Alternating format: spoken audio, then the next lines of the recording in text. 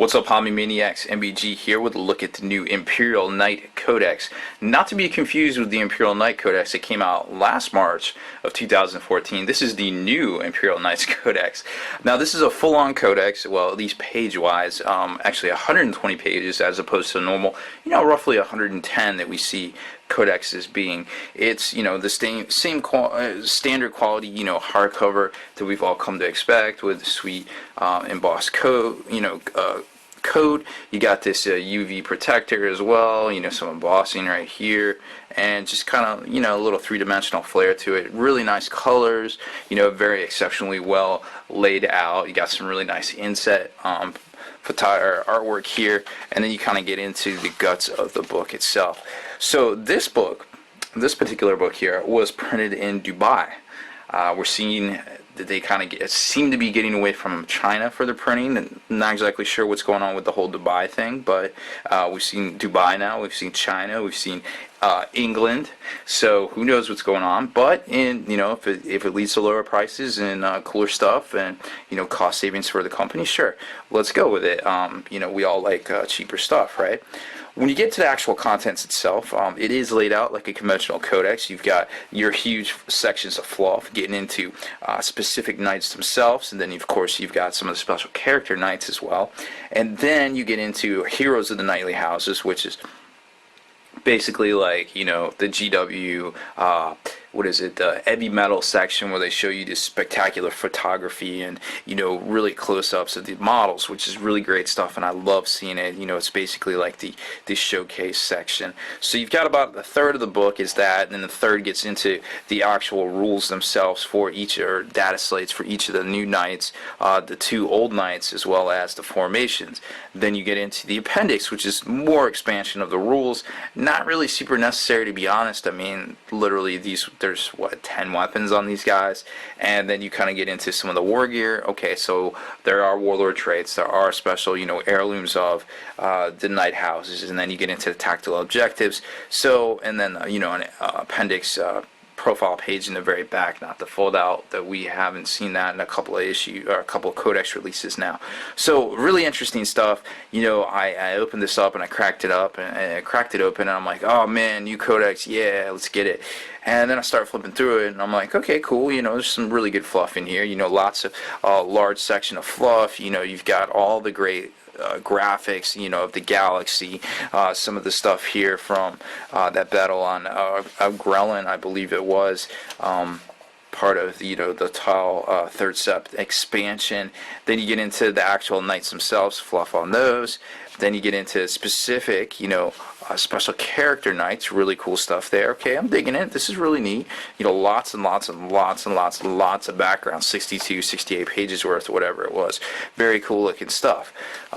Again, masterfully laid out. Love this stuff. Here we get into the actual showcase of the pictures. Like I said, extreme close-ups. Really, really cool stuff. Boom, more stuff. Boom, more close-ups there. Got the Forgotten Knight, got the Ebon Knight, lots of cool stuff. Things we've seen before. Speaking of those two guys, they are not in here. It's only the knights that come in kits, and some of the formations, which, to be honest, is quite a letdown.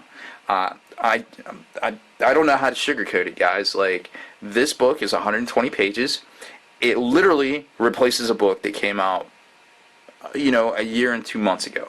And you can't even give us the data slates for the things that have come out, the Forgotten Knight, the Obsidian Knight, or the Adamantite Lance, which I don't even know if that's still a thing now, I guess, unless it says, the forces of, Imperial Knight faction. It might still be current. I have to look at the wording on it.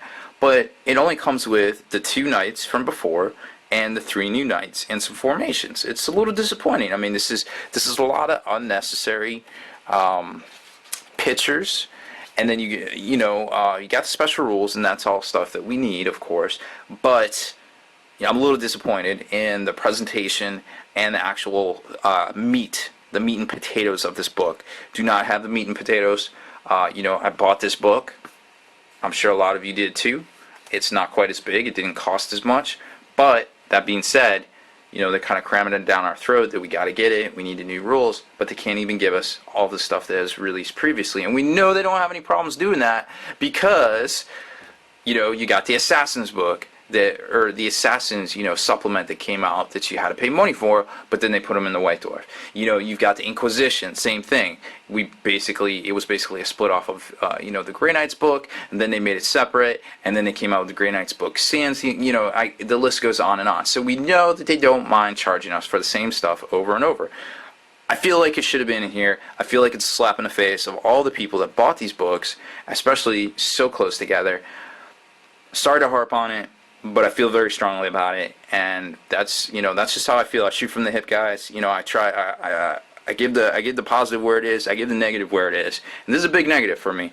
But that being said, there are lots of cool other stuff in here. We got Forces of the Imperial Knights. You got the Household Detachment, where you can take 3 to 5 of these bad boys in your list, or if you just want to slim down and only take 3, or take the compulsory 1. There's a good way to do that as well, to sneak it in your army. And then you get into the actual, upgrades right here, war gear list. Like I said, there's not a lot of war gear. It didn't really need a whole lot of space in this book, I don't feel like. We've seen these 2 guys before. And then we got the 2 new guys. He was in the White Dwarf. Then you've got the Gallants. Really cool. 325 points. Love to see like 3 of those just running at stuff, tearing to pieces. Then the Crusader. Then it starts getting into the formations itself. Now we'll do another video, like some tips and tactics and stuff like that here soon for the book. These are just kind of reviews, like, hey, take a look at this, let's talk about this, blah blah blah. Not really in depth. Like to cover that stuff more in its own separate series of videos, or just single video. In this case, it might just be a single video. So then we've got that. So like I said, there's 5 formations in here, plus the 2 detachments that you can take these guys to get them into your actual armies, depending on how you're doing combined arms and things like that. Now, there is some cool stuff. Some of these formations are definitely worth more than a cursory look, because they do cool things. This guy, I mean, with all these knights, the one thing you have to keep in mind is, I feel like, with their initiative being so low, besides some of the Cerastus series from Forge World, they don't really go toe-to-toe with a lot of the big baddies out there, the big monstrous creatures, which is kind of weird, because they're supposed to like hunt down the monstrous creatures and be the big heroes, but they can't really hang with that, guys. So keep that in mind when you're battling, so a Demon Prince doesn't run over and kick it in the face and topple it and explode everywhere. When you expect to receive a charge by one of these monsters, get into cover, because a lot of these same things that can kick your butt in assault and definitely swing first will not swing first if they're charging through cover to get to you. So keep that in mind. These guys have a really big base they can utilize. They got the new gargantuan super heavy walker movement, which is kind of what it should have been in the first place. So there's that. Use terrain to your advantage. I always think of To the Trees, from Robin Hood, with Kevin Costner movie. That's kind of what you have to do. You have to run these guys into trees to prepare to receive a charge if something gets too close, because they will murder face these guys in assault. A Demon Prince, a Wraith Knight, some of the tactical units out there, even if they swing, at initiative 2, some of the Necron stuff could really mess you up. So you want that swinging at initiative 1. Quite possibly, depending if you got the Reaper, the Chainsword that's going to swing at initiative 4, you're going to want that to go off first, but you're definitely going to want to go at par with your Stomp ability. So keep those little tidbits in mind. We'll cover more in the tips and tactics, but that is the big tip I can offer you, just glancing through these rules and kind of seeing things. There's also some ways to get +2 attacks on the charge. You can get those Gallant Knights up to, let's see, they both have 2 close combat weapons, they have 2 base, they have +1 for charging. So you're looking at like 5 to 6 attacks with these guys, which can be pretty brutal depending on what you're running into. So that being said, we're going to get to the special stuff right here. So here's the war gear section. You got the Warlord traits table. Decent stuff here, definitely worth taking a look at. The war gear, like I said, not exactly sure why this takes up as many pages as it does. It's like 10 pieces, but they got nice big pretty weapons that it almost feels like a video game. Like I want the Iron Storm missile pod, equip it, and drag and drop it into your knight there. But pretty cool stuff. Like I said, it keeps it going. And then you get into the heirlooms and nightly houses. There's some really interesting stuff here, so you definitely want to take a look at some of the formations allow you to take these. Take a closer look at these. They are good. Didn't really see a bad one in here, to be honest. And then you get into tactical objectives. Of course, you're going to get your bonus ones and the appendix in the back, the profile section. So really quick overview of the book itself. Like I said, a little up in arms about the special characters at least not being in here.